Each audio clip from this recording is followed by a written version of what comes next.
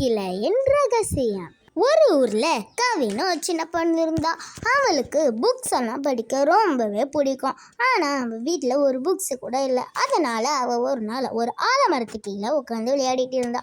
திடீர்னு மேலே ஒரு ஒலி எழும்புச்சு. பறவையெல்லாம் பயந்து ஓட ஆரம்பிச்சிச்சு. கவி பயமே இல்லாம மேலே ஏறி பார்த்தா. அந்த ஒலியில பார்த்தா அவளுக்கு மட்டும் ஒரு ரகசிய கதவு தெரிஞ்சுது.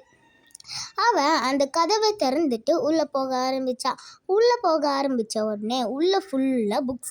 அதாவது உள்ள ஒரு பெரிய நூலகம். அங்கே இருக்க புக்ஸுக்கெல்லாம் உயிர் உள்ள புக்ஸ். அந்த புக்ஸ் எல்லாம் கவிக்கு இயற்கையை பற்றிய கதை, விலங்குகளை பற்றிய கதை, விண்வெளி பற்றிய கதைன்னு ஒவ்வொரு புக்ஸாக ஒவ்வொன்று சொல்லுச்சு. அவளுக்கு மட்டும்தான் அந்த நூலகம் கண்ணுக்கு தெரியும். கவிக்கு இதெல்லாம் அவளோட ஃப்ரெண்ட்ஸுக்கிட்ட சொல்லணும்னு ஆசை. ஆனால் அது இவ கண்ணுக்கு மட்டும்தான் தெரியுன்றதுனால அவள் யார்கிட்டையுமே சொல்லலை. கடைசியில் கவி நினச்சா, இதெல்லாம் எனக்கு மட்டும் கிடைக்க வேண்டிய வரம்ட்டு. அந்த கதைகளை நான் எல்லோருக்கும் பகிர்ந்தால்தான் அதை நிஜமான உயிர் பெறும்ட்டு. அந்த நாளிலிருந்து அவகிட்ட கேட்ட கதையெல்லாம் ஊரில் எல்லா குழந்தைகளுக்கும் சொல்ல ஆரம்பித்தா. அவளால் தான் அந்த ஊரில் எல்லாரும் கதை கேட்க விரும்ப தொடங்கினார்கள். தேங்க்ஸ் ஃபார் வாட்சிங். இதே மாதிரி நாளைக்கு ஒரு வீடியோவோட பார்க்கலாம்.